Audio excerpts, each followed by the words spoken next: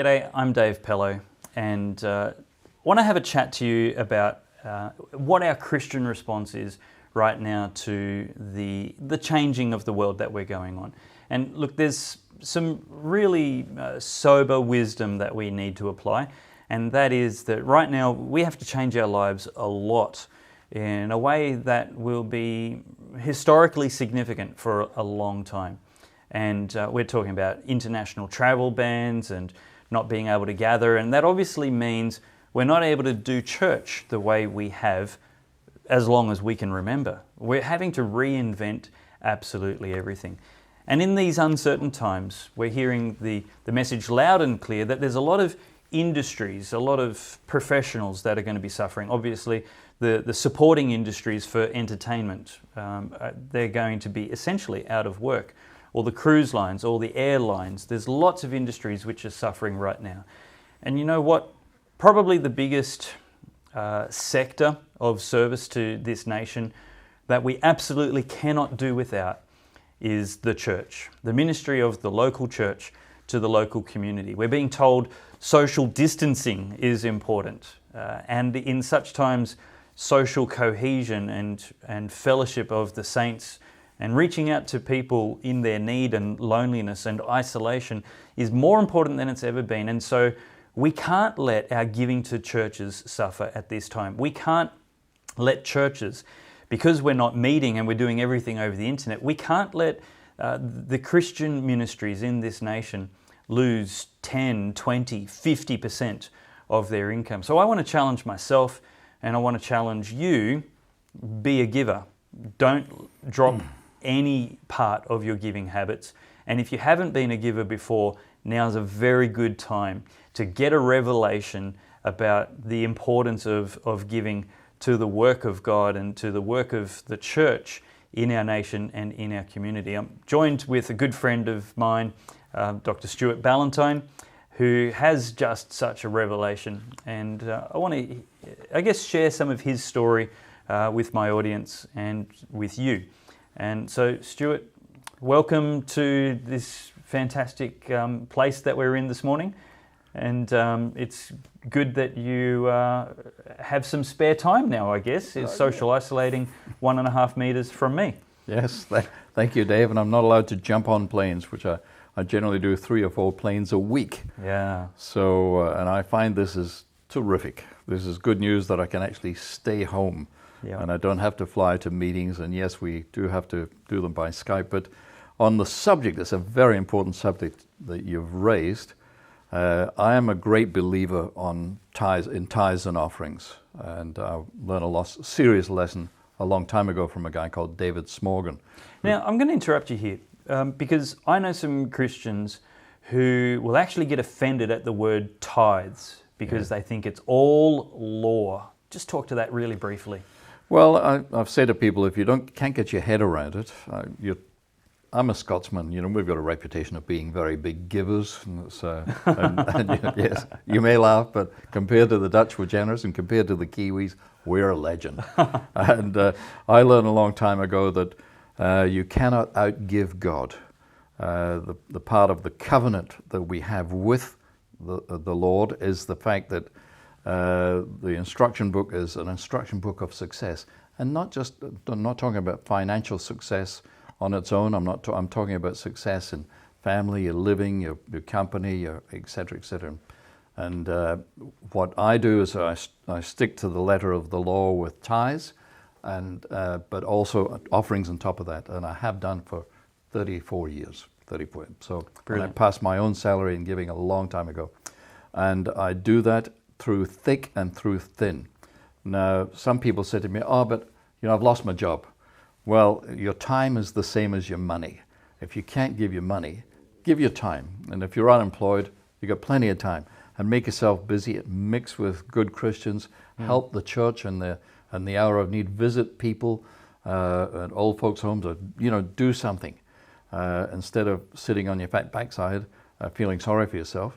So that is the message that I say to all Christians. Look, this is the time where people should look at us and see God shining through us and say, well, what's different about you guys? I'm not concerned. I have no spirit of fear. Our contract says you shall have not a spirit of fear. You should be anxious for nothing. And I can say to all Christians, Good. I'm of the age, I've been through 3 or 4 hassles like this, serious hassles where I've lost my job, I've lost the house, where the banks cleaned me up. I've been through other unemployment situations, so I know what it's like. So tell me about the time the friend of yours, David Smorgan, Yes.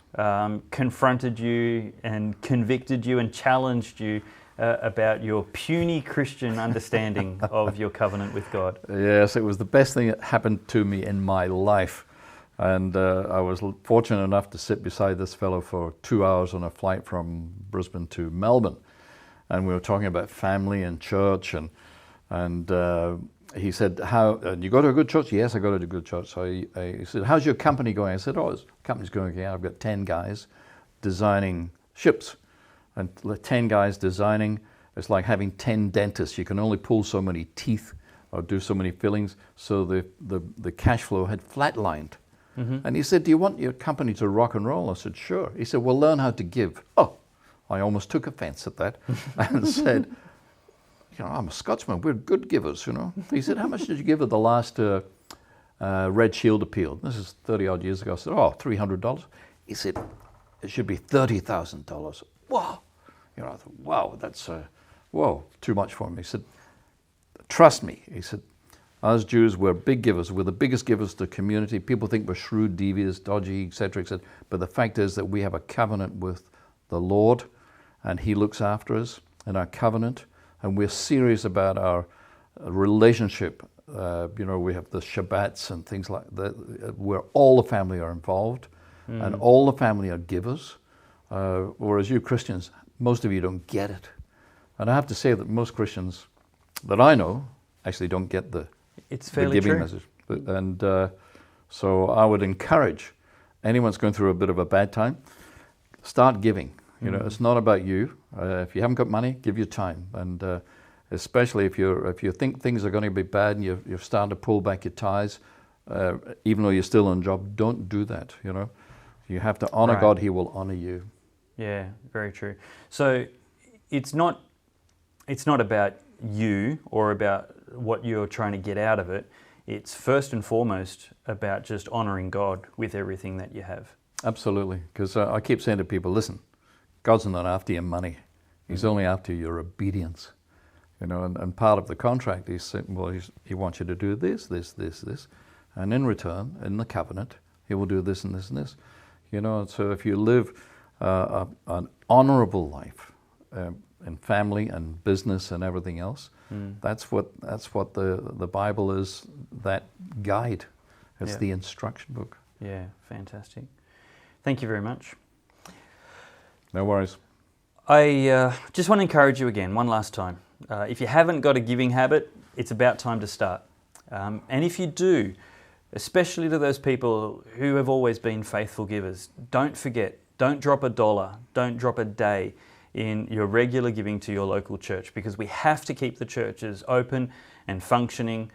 There's going to be actually more need for investment in churches at the moment in doing church differently. A lot of them are going to have to buy the video gear that's necessary to do a live stream and bring a quality of service to the congregation that everybody can enjoy and participate in. We're going to be reinventing an awfully large amount of the way we do church. And that also involves new ways that we have to reach out to the community and minister to them. And you know what? In times of uncertainty and fear and chaos, people are more receptive to the gospel than they are in times of peace and prosperity. This is not the hour for the church to go missing in action or shutting down because 10, 20 or 50% of the congregation forget or choose to not give because they're not in the physical service anymore. So jump onto your church's website and figure out how you can tithe and give your offerings, whatever you want to call it. Be generous and do it for the sake of your neighbour and for the sake of the commission to reach the world. And we just pray that God will build His church and that this nation will hear the gospel and just really receive the ministry of the church in your community and throughout the world.